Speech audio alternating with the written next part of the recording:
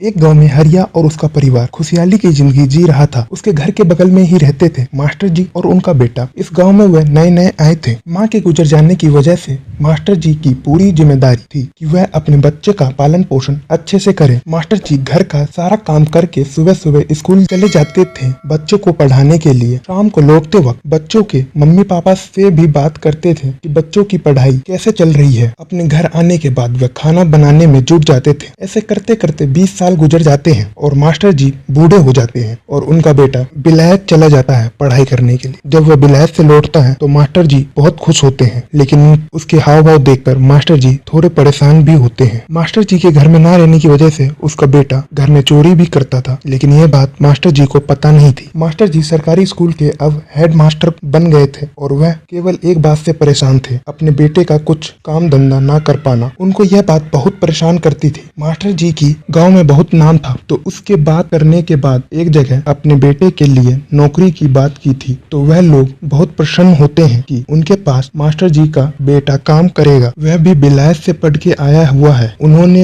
हाँ कर दिया और मास्टर जी भी बहुत प्रसन्न होते हैं। वह रास्ते में सोच ही रहे थे कि अपने बेटे को कैसे बताएं कि उसके लिए एक नौकरी ढूंढ ली है कि तभी वह देखते हैं कि उसका बेटा लड़ाई कर रहा है और उसके बेटे को बहुत मारते हैं। वह वहां से अपने बेटे को बचाकर घर ले आता है और अपने बेटे को समझाता है कि लड़ाई झगड़ा नहीं करना चाहिए। कुछ देर बाद मास्टर जी बताते हैं कि उन्होंने उसके लिए नौकरी ढूंढी है और कल से उसे नौकरी पर जाना होगा। मास्टर जी के पैसे ना मिल पाने की वजह से वह मान जाता है और नौकरी पर चला जाता है। कुछ दिन नौकरी करने के बाद वह नौकरी छोड़ देता है और घर में बैठ जाता है। कुछ दिन बाद उसके पिता का भी सरकारी नौकरी का रिटायरमेंट होने वाला था और कुछ दिन बाद वह भी हो जाता है। उसके पिता का रिटायरमेंट हो जाता है। रिटायरमेंट होने के बाद भी मास्टर जी बच्चों को ट्यूशन पढ़ाते हैं और ट्यूशन के पैसे से घर चलाते हैं। कुछ दिन और बीत जाता है। घर में पैसे न होने की वजह से मास्टर जी का बेटा घर का सब कुछ बेच देता है और मास्टर जी को घर से बाहर निकाल देता है। मास्टर जी बुजुर्ग होने के कारण अपने बेटे से कुछ नहीं कह पाते हैं और ना उससे लड़ पाते हैं और उनका बेटा उनको घर से बाहर निकाल देता है। मास्टर जी चलते चलते